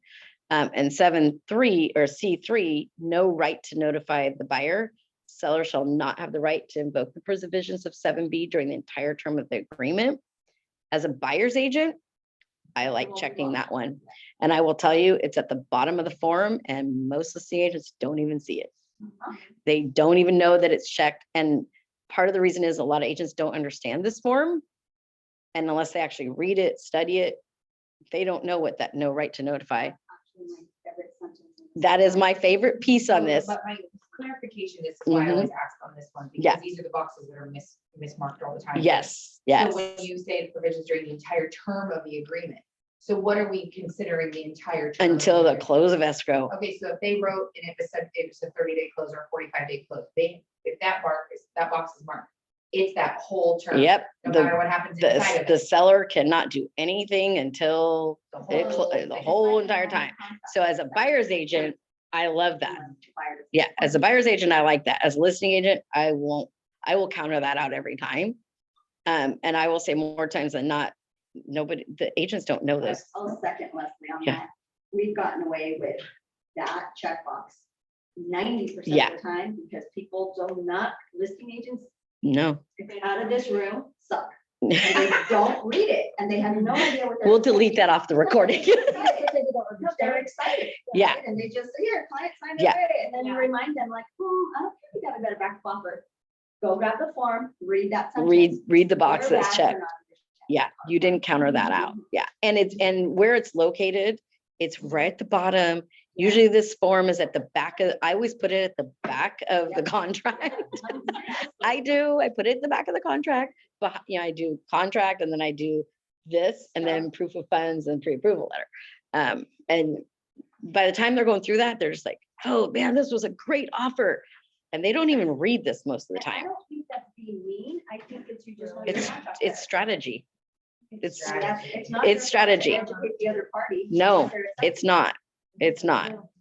So it depends on which side of the transaction you're on, which boxes in here that you want to check. Just know which ones you're checking depending on which side of the deal you're on. Yes. And really think, am I the buyer or the seller when I'm doing this one? Because that's where it gets confusing. So any questions about that little section? Because that is probably the most important part of the entire form, I think. Don't you, Krista, do you think? Not to check that, Not to check what? the last one. 3, Yeah, 7.3. 7C3? Yeah. It depends. Yeah, depends, depends who you're representing. If I make an offer. It depends who you represent and who you're gonna go. So if Yeah. I wrote an offer on Leslie's house, I know better. Leslie's gonna shoot. I'm me gonna down counter it because out. I know she's gonna counter me, so why mark it? So you might as well But if mark it's an C2. agent who I have no rapport with, they're out of town, they sound crazy on the phone, I'm gonna mark it. And I will tell you, my experience, the Bay Area agents that are starting to list over here don't even know what this form is because they don't need to use it over there. They've got so much cash running around, they have quick closings, people have money out the wazoo, they don't even know what this form is. I'm like, okay, whatever you say. Yeah, it's like, oh, you must know what you're doing, you're in the area. So, yeah, I think it really depends on the transaction and who you're working with. I mean, what's the worst thing that happen? Okay, they counter you and then you say, okay, well, give me X amount of days then. All of these boxes are situational. They really are. We advised that way one time on Right, one deal. and it could be different the next day. Yeah, yeah. And we were only supposed to go until 12, so anybody that needs to leave, feel free. I'm not gonna be insulted or offended, I promise. I'm trying to think if we can just skip through the rest of this page and go to the SIP. So let me look at it really quickly to see if there's any pitfalls in here, because I can always go back and do this again. This is basically just the right to the seller to be able to cancel. Number 9 is basically you need to send a notice to perform before you can do anything, which is normal in our transaction anyway. Number 9. Oh, on page 2. Number 9, flip over. She copied them backwards and I apologize about that. So it's page 2. Yeah, page 2 of the COP. So basically you have to give yeah, it's on number 9, page number 2 of the COP. Basically you just have to give a notice to perform, which you have to do on anything. You can't cancel just to cancel. And then if they don't perform under that, then you can go ahead and cancel. The buyer can only cancel the agreement prior to the buyer's removal of the contingency. So once they've removed it, they cannot cancel anymore. They have to find something else, right? And then number 11, time for performance of the contract, obligations, and the delivery of buyer deposit. Time periods in the agreement for inspections, contingencies, covenants, blah, blah, blah. Those are basically, do we do it after or we do it normal, like during the transaction? It's very similar to the listing agreement. Do we do them all right now or do we wait until this listing gets in contract? As a listing agent, I'm going to want you to do everything right now and keep things moving forward. Then I know you're invested, you've spent money, and the odds of you backing out are slim. And same with the deposit. I'm going to want the buyer's deposit in escrow. Not wait until they get their house in escrow. Does that make sense? Okay. That's which box, Leslie? There's no checkbox. There's no checkbox. okay. Yeah. So it's the opposite. It defaults to time specified in the agreement unless you check it. And I really wish they would make it to the same because it would be a lot easier. Yeah, so this one is flipped on you. Okay, so I'm gonna go out. Yeah, if you check it's delayed, if you leave it, the default is it goes into contract. And I'm gonna go get the SIP now. We're gonna do, if you want to bear with me, I'll run through the SIP pretty quick. It's a pretty simple one. The RLAS, which is the residential lease after sale, that needs its own class. It is such a big form and there's so much to it. So I'll ask Michele to schedule another one and Krista will probably teach that one. Or Patty, one of you guys can teach it. Okay, let me go back to the seller in possession. I stick to the SIP. I do not. I try. become a property manager. Yes. like all these other I try to as well. I will tell you, I've had a lot the last 2 years that have gone over the 29 days and I don't like it. But I don't have a choice sometimes. Okay. Just tell them it's like today's market and they have to meet that in 29 days. Yeah. Sorry. I know. So you'll. Unfortunately, it's all my clients that are moving out of state. That's the problem. Yeah. They're leaving for Tennessee. You'll use this one instead of the one we just went through? So the one we just went through is if your client has to sell their Yeah. property. This next one that we're doing, the Oh, seller yes. in possession, this one is to keep them in their home Yeah. after they close. Got it, yeah. So if I they use need, this one. yeah, I use this one a lot. And there is two, like we were just talking about, you've got seller licensed to remain in possession. That is intended for 29 days or less.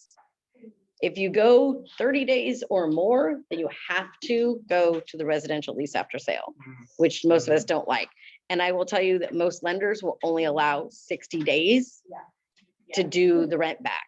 And I just ran into that. I'm short by 2 days, so I'm getting a little creative on the other side.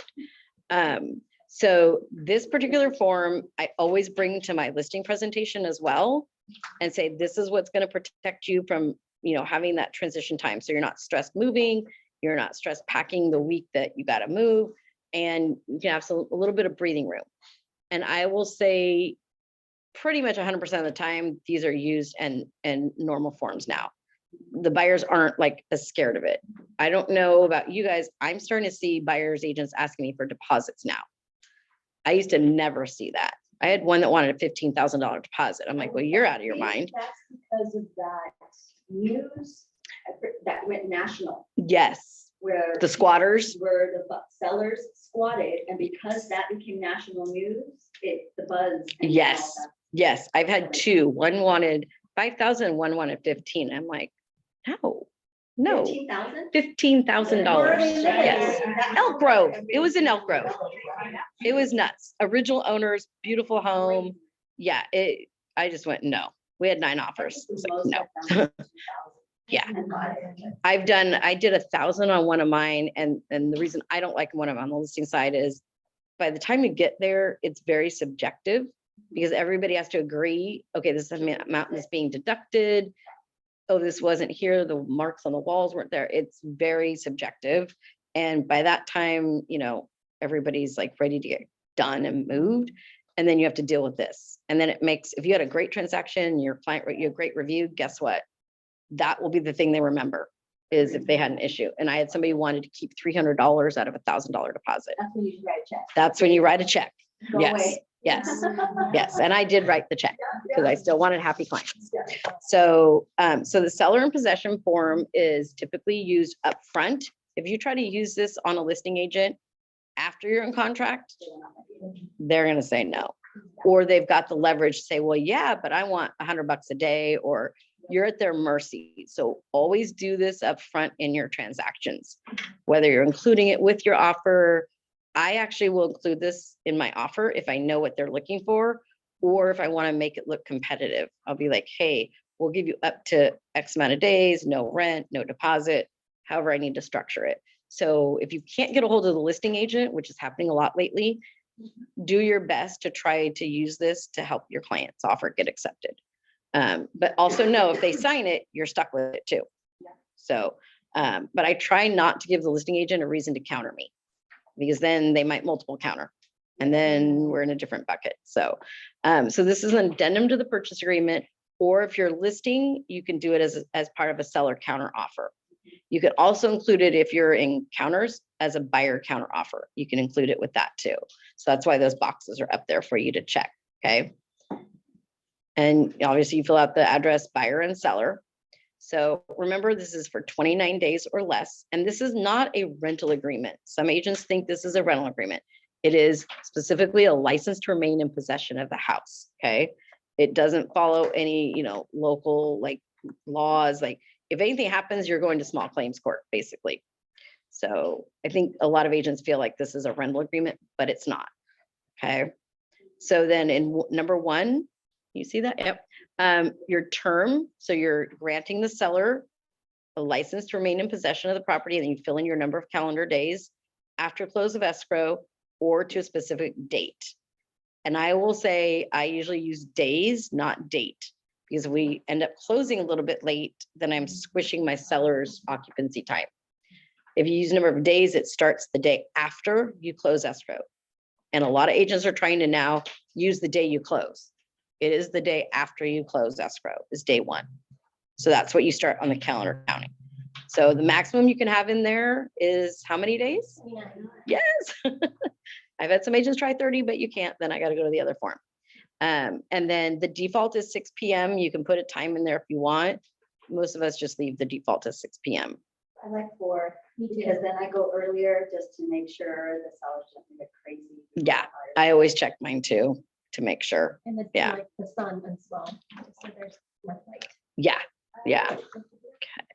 I usually prep my seller or my buyer, you're going to get the keys the next day, just in case I have to have somebody go over and clean it out or something like that. But however you guys do that, totally up to you. So seller has no right to remain in possession. So this is a big one that I go over with my clients. Seller has no right to remain in possession beyond the term and may be responsible for court. Just what do you need? Where are we at? What number? We're still on number 1. I'm just reading the fine print there. Seller has no right to remain in possession beyond this term and may be responsible for court awarded damages if seller does remain. So this is a little squatter sentence. So I always tell and I go over this with my buyers and also when I receive it as a listing agent, that if anything happens, you could be responsible for any damages that are awarded. So the second, number 2, so this is where you're going to basically tell them if you're going to charge them or not per day, right? So in consideration for seller agreeing to sell to buyer and buyer agreeing to allow seller to remain in possession after the close of escrow, seller agrees to pay the buyer a non-refundable, they're calling it a licensing fee. It's not a rental, it's a license fee. Weird terminology. for the term specified in paragraph 1 of, and you can put an amount per day, or you can put a total dollar amount, like if you want $1,000 for the time that they're staying, however you want to do it. And then seller shall deposit such funds with escrow holder prior to the close of escrow. Most of us just leave it out of the proceeds. That's usually what I'll do. It just gets deducted and left in escrow. And then you decide if you're going to hold it or if you're going to release it immediately. So at close of escrow, all consideration will be released to buyer. That's the default. So as soon as you close, that money is going to get transferred over to the buyer or held in escrow. If you check that, they will hold it for X amount of days that you tell them to.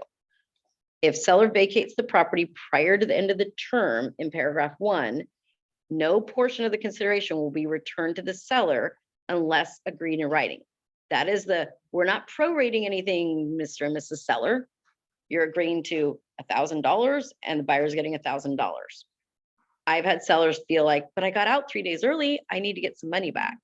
This is the document right here, this little section that says, no, you're not getting any money back unless you've already agreed. And I've done this where in the counteroffer or purchase agreement, I'll say, based on number of days of occupied, difference will be returned to the seller. Don't use it very much just because it gets messy with title. They don't like doing checks afterwards and all that kind of stuff. So, and if you've already given the money to the buyer, then you got to get the buyer to refund it. So I don't usually use prorations. Does anybody else? No, it just gets a little messy. And once I'm closed, I don't like to do messy. Seller and possessions can be messy as they are already. So let's go to B. So this is if you're going to have a late charge. I really have never used this section ever because the money is going directly from escrow to the buyer. So I'm not even sure why they have this in there because it's not a rental agreement either. So I'm a little unclear as to why that's in there. Has anybody used this section? No? Yeah. So it's there. Don't know if you'll ever need it. I haven't used it in 13 years. Doesn't mean you ever won't, but it's there if you need it. Basically, it's telling you how much you would charge them an additional sum if they're late in paying. But that's why I have it run through escrow. So we don't have to worry about that. Leslie, when you are Mhm. putting zero, because we're seeing a lot of zeros or none, on Mhm. 2A, Mhm. which one of the two fields are you using and how are you filling that? So I have found, and I don't know if they've changed this, they won't actually let you even type zero unless they've updated. Let me see. If you hit Oh, the they space are bar- letting you do zero now. If you hit the space bar and in any numeric field. It'll let you do that? Okay, because Turns blue. I used to not be able to even put it in there. So I would like don't tell me this, line through it and then scan it before I DocuSigned it. But I will usually put not applicable in that other where it says, or I'll check that and just put not applicable is how I was doing it. I just put 0 on that. Or I exit and just put 0.00. On where I was right here. No, next one. Oh, Because we here. wanna ask, do you want the seller to accept this? Do Yeah, want them you to can say do that agree, too. you know? If you type it in there too, yeah, you can. Sometimes when you leave areas blank like this though, it's up for, did you just miss it? Or did you intentionally leave it blank? So putting something there, I would recommend putting something than leaving it blank. Because I always think if I ever end up in court, what are they gonna say? And they might say, well, did you miss it? And then you're back to, yeah, NA. Mhm. Yeah. But so I wouldn't leave that blank. I would do something with both of those. Yeah. Okay, so any other questions before I go to number 3? No? Okay. So seller's obligations for condition of property. This is a big buyer fear right now that the property is going to be trash, it's going to be damaged, and I'm going to be stuck with this. So this is the section that I explained to both my buyers and sellers that they have to maintain the property, and it says including pool, spa, landscaping, all that good stuff, right? Everything. You have to maintain it in substantially the same condition as the date the offer was accepted. That doesn't mean appraisal date, it doesn't mean inspection date, it doesn't mean final walkthrough, it means the date it was accepted. That grass was green when the offer was accepted, it better be green when you turn it over. And I actually had a buyer, they were in possession for, I think it was 34 days by the time they moved, and the grass was 3 feet high. $845,000 house, buyers came to get their keys. I did not get a chance to go over there before they picked the keys up. They went early and I had them in my lockbox. Then I got a phone call with photos of the lawn. So Leslie paid for 2 months of landscaping maintenance. Yeah. So, yeah. And my client literally said, I didn't know I needed to do that. I didn't even need to cut the grass and water it. And we went through this very, Oh, you very, had the seller. I had the seller. Oh. So I was paying for gardening for 2 months. Yes. And my gardener went there every Wednesday for 2 months. Yeah. So I go over this with my clients when I'm on the listing side of what the expectations are. And I've started as a practice now, because sometimes it's a long time between when we do this and then when they actually close. I reiterate before this time starts, hey, just remember, and I copy and paste this little section and email it to them. So I've covered myself. Yeah. If you list it as is, where is. It still has to look like it did when they accepted the offer. It can't be any worse. Let's put it that way. So if it's really bad as is, where is, it needs to be just as bad when they close, not worse, not worse. Yes. So, and I started taking pictures too of when we actually close for that reason. Because it's amazing what people forget as we go through the transactions with them. Yeah. All of a sudden the roof caved in. Well, it's Yeah. another- Oh, I didn't know. I have to provide a roof with the house. It's Yeah. another nice touch point to remind them, look, I know you're gonna be busy packing, do you need a landscaper? Yes. Do you need somebody else to just handle this other stuff? Yes. And that way you can just focus on moving. Yeah. So if you approach it that way, you're not as harsh. Yeah. And then I started doing as part of my service, if they have a rent back like this, I shouldn't say rent back, seller in possession, I am starting to have my housekeeper go in after they move before the owners move in. Just so I know it looks the way that it should. Nice. Mhm. And it's a Yeah. reflection of you as a Yeah. listing agent. Yeah. So please, everybody. It's just part of my service that I do now. Because I figure it's cheaper to do that than to get these phone calls. Yeah. Because then I have happy people and not mad people. That's my goal. So they have to maintain it. I have yet to see where the seller ends up paying for anything. Usually it's the agents involved. Yeah. So a good way to just remind your clients. And they shouldn't make any alterations to the property without the buyer's consent. They can't paint, they can't do nothing. And the other thing I've been running into is repairs. If something breaks after we close, before they move out, they need to call and let us know if something doesn't work. It doesn't, but it goes along with the condition of when we closed, right? If that dishwasher worked, it better work when the owners take possession. What happens if you have a homeowner's warranty on the property? The seller's warranty? If from the listing side, Yeah. usually that is null and void once ownership transfers. Oh, So the new owner would need a home warranty. Yeah. So if you're in a SIP situation, the new owner's home warranty can still. Yes, Okay. because they still own, because they own the property. Yeah. And then the other thing is rent, which I believe is covered in here too. Yeah, insurance. We'll get to that. Highly important. So make sure that they understand they got to maintain it and not alter it. You would think it's common sense, but people forget. We're going to give them grace that they are stressed and moving, right?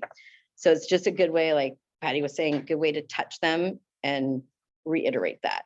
It'll save you money in the long run. Trust me. Your checkbook will thank you later. Delivery of possession, seller shall deliver the property in the condition and on the terms provided in the agreement. So that's basically saying you can't come back and say, I need 5 more days. You agreed to this, we have to turn it over. And that's becoming an issue with people that are trying to find rental properties. They can't find a place to rent. So usually the week before this expires, I'm like, hey, just reminding you, we're coming up on this. We got to turn keys over. Yeah, the time goes really fast these days for them. So it's a good reminder, a good way to touch them again. Delivery of possession fee. In addition to the license fee, seller agrees to deposit with escrow holder or such funds shall be withheld from seller's proceeds, a delivery of possession fee in the amount of, and you can put it for whatever amount. So this is like a deposit. At the close of escrow, it'll be released to the buyer or held in escrow. And so that's basically where you need to agree if there's any damage or anything like that. I, as a listing agent, will always say I don't want a deposit in there. It's messy. I don't like it. And it can have issues with it. A lot of buyer's agents, like Patty was saying, because of the news lately, they're wanting it in there. And you really have to decide what's a reasonable amount based on your purchase price usually. And I can usually tell if, like I said, the home is well kept, if the owners, you know, are original owners, if there's tenants. I won't ever close a property unless those tenants are out. So that they won't even apply for this. But I think we're going to start seeing deposits coming back. And so you need to be ready to have that conversation with your seller of what are they comfortable when they get that, right? And you are going to be most likely countering this. So you can put something in there, but the buyer's agent may come back and say, we're not signing that. We want a deposit in there. So prep the conversation. And then if something comes up, you guys can figure out how much is reasonable. And both agents must email title for that money to be released. Yep. Joint. Otherwise, title will hold it. Yep. And title will call you because they don't want to hold on to money, and they'll say, what are we doing with this, you guys? And they actually will prepare joint disbursement instructions. All parties have to sign. So nobody can just get the money out. And that's why this gets messy. Yeah. Because if they don't agree, then we have to figure out what to do with this. So that's why I don't even like having it in there. But I believe that it's going to come back and it's going to become a normal trend to make the buyers feel like they are protected. Yeah. So just have that conversation, maybe have a dollar in mind that they're okay with. And I always tell my sellers, and I had one a year ago that was 5,000, and I told them don't agree to it, but they wanted to because they wanted the buyer. It was all cash deal, and they were staying in there for like 3 months. Yeah, and we didn't have a lender involved, so they could do that. And I said, you need to know this money is gone. It's like renting an apartment, right? That's a deposit. If you're okay with it, fine. But odds are they're going to want to use this to paint the whole house. And so I prepped them for that. We did get most of it back. I think they kept like $200, but I always prep them that deposit, gone money. Yeah. Krista, you had a question? There's a question that was Yeah. posed to me. So what about the deposit being held in escrow? Most of the scenarios, escrow will not hold the deposit. Really? Work with the right platform. Yeah, I haven't had that experience. For this type of stuff. Yeah. Specifically if there was rules for this. Okay. Yeah, I haven't had that experience. I've worked with First American, North American, which is now Lennar, Chicago, Fidelity. Yeah, I haven't had that. They don't like holding it for a long time, like, maybe 60 days, but they don't like it just as much as we don't because it sits there. And then they're the ones that get the angry phone calls from everybody. How come I'm not getting my money back? Right. And demand their money. Yeah. And I've heard that happen. Yeah. So they don't like it either. So they might be telling you, no, we're not going to do that because they don't want to deal with it. Yeah. But it is an option if everybody agrees and they have to follow the contract. So if somebody is doing that, I'd probably look for another title company. Yeah. Mm-hmm. Okay. So we did that. Utilities, this has become a hot button lately too. So utilities, seller agrees to pay for all utilities and services and the following charges. Sometimes people put in there like landscaper, pool if they've got one. And then if they're not paying something, it'll say except, which shall be paid for by the buyer. Depending where you're located, like in my area, water and sewer is run right off the property tax roll. So my area has been coming up with, they get this bill for when the seller was still living there and they want the client to pay for it, but it's not in their name. So I've been literally being a bill collector when we close. So it just depends how your stuff is processed in your county. So I have been trying to make that a little more clear in mind that the client is not going to be paying that bill, Sacramento County Utilities, unless they submit it to me. But then trying to do that after everybody's moved and closed, it's not a pretty process. So make sure you know where. What was that again? Sewer and what? Sewer and water in our county follows the property tax roll in Sacramento. So as soon as ownership changes, it's immediately a change and the new owner gets the bill, but the old owner is still living there, basically racking up water and, all that. Yeah. So if you had a 4,000 square foot home with a whole family, that bill can be substantial. And the new owner's like, that's not mine, that's yours. So that's been a sticky point for us lately over That there. doesn't really happen here. So where, Yeah. where do we know that that's part of the, would it be? You need to know your utilities in wherever you're working and to know how they're billed. Like some people, the trash is collected through a county bill. Just depends on how everything's billed, and know your timeframes. Or is it billed 2 months in advance? Because I've had that happen where they're like, hey, this is billed in advance, but I didn't live there, you did. So you really need to know your utilities so that you don't have that come up, because you'll be paying the bill. That's right, in Sacramento. Yeah, Sacramento, I don't I think you guys have it I've different. never heard of that. Yeah, leave it to us to be weird. Yeah, but if you ever do, I mean, we're all crossing different areas now. So Yeah. if you do work out in that area and you have questions, just let me know. So you're not writing checks, because our job is to get paid, not write checks. And I learned the hard way. It's called the School of Hard Knocks. Yeah, yeah. I usually have a budget for that every year, just in case. I do. I have a little line item of the amount that I'm willing to give up. So the next one has been kind of another little hot button, entry. Seller shall, they don't want to let anybody in after, right? Seller shall make property available to the buyer, so that's the new owner, for the purpose of entering to make necessary or agreed repairs, or to supply necessary or agreed services, or to show the property to prospective or actual purchasers, tenants, anybody that wants to see it. They're agreeing up front, a 24-hour notice, verbal or written, shall be reasonable and sufficient notice. Typically, I have that run through the agents. Even though we're closed, I'm still a party to that, and I will always tell the agent, if your client needs anything, have them call you and you call me. I don't usually have the two parties communicating directly. Yeah, I don't, you'd be surprised what can come up after you close, right? And then those two get into arguments and then it's ugly. So I still do that. I don't know, Patty, Krista, how you guys do the communication? An escrow, just like this. Mhm. And the listing agent would not allow us to come in after her seller stayed after. Why would she not? She goes, there's a liability. Well, exactly. Yeah, as long as you've given notice, you can't just show up out of the blue, but if you give notice, it does have to be for one of these reasons. They can't just come in and just go, oh, I want to, It was one of these Yeah. reasons. I could not understand as to why. they should, that's where I would then call the broker or the manager and say, you know, if it's a repair or something like that, they need to get in to fix it. They have to provide access because they're the legal owners. And we'll get to the next section about keys. So having keys can be important. It just depends, again, how you check your box of delivering the keys. And it's still communication. Exactly. Yep, it is staying on good terms with the agents. Yeah. But imagine if your buyer and seller had direct communication with each other in that situation. Yeah.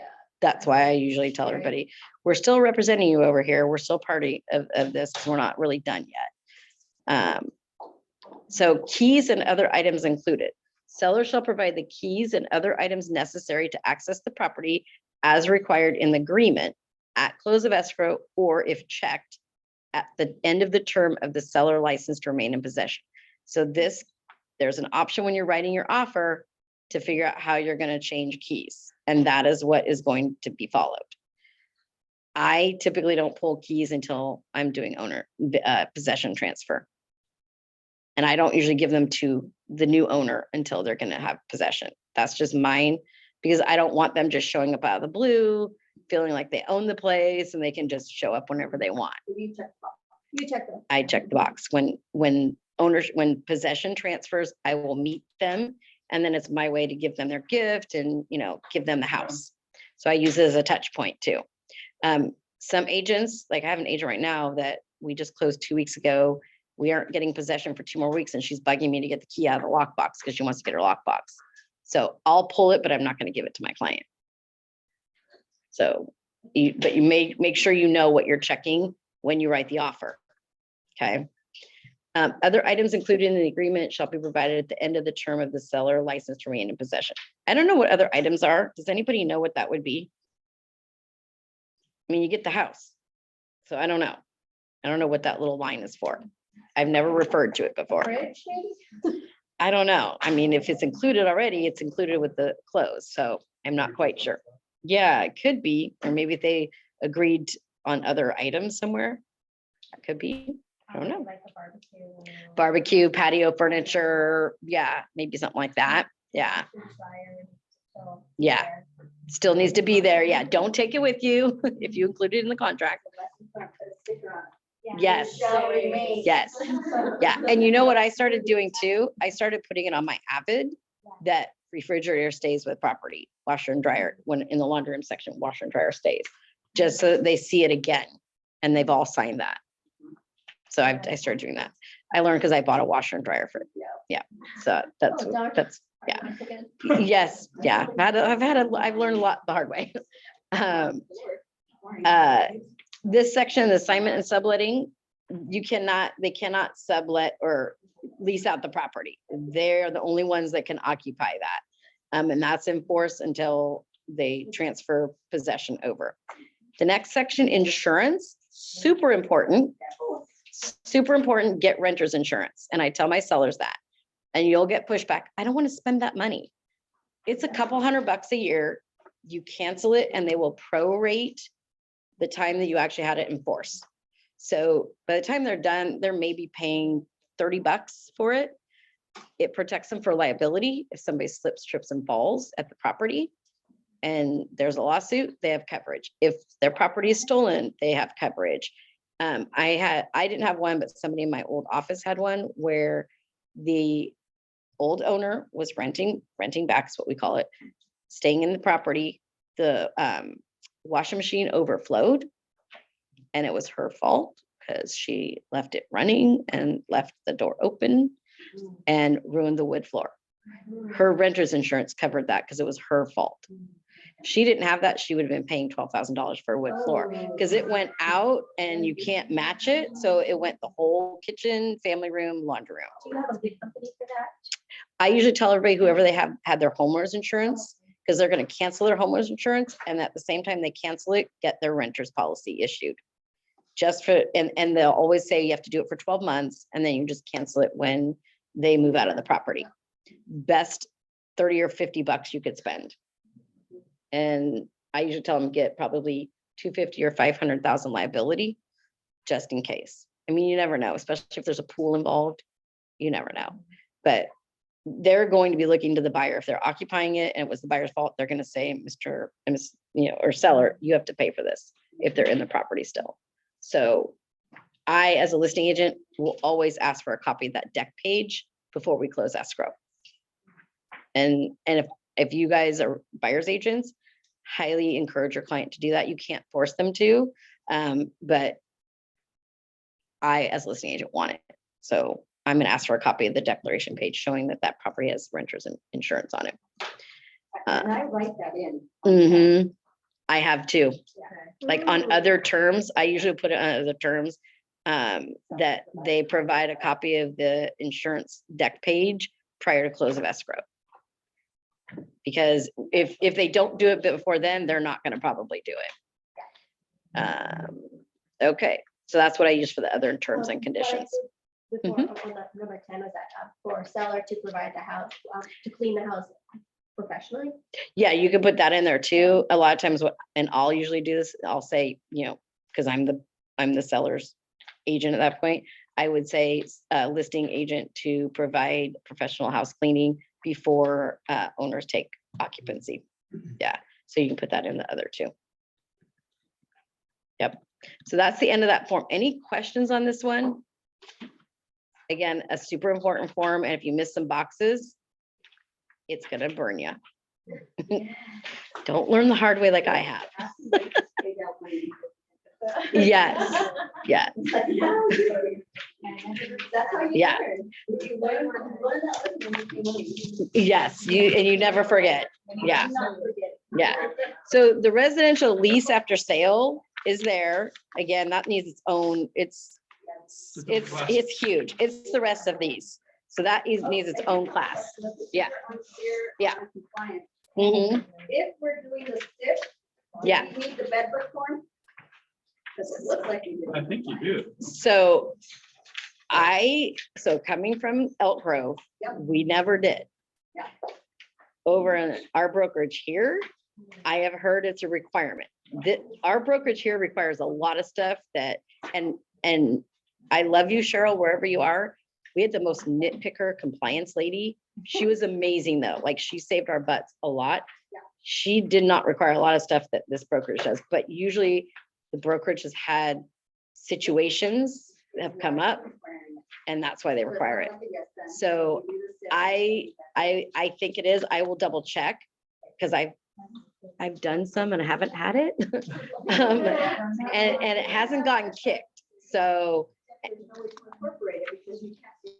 it's, yeah, there's no spot on here that refers to it. So you'd almost have to put it in the other and say bed bug disclosure required, because the other party has to sign it too. And there is nothing in here that requires it. So I'll ask, because I was kind of questioning that. I heard somebody else ask me that the other day. I'm like, I don't know. I haven't had to do that before. So I'll find out. Yeah. Any other questions? Hopefully this was, I know it's super boring. Hopefully, I'm like, hopefully it helped. I don't know. What? No.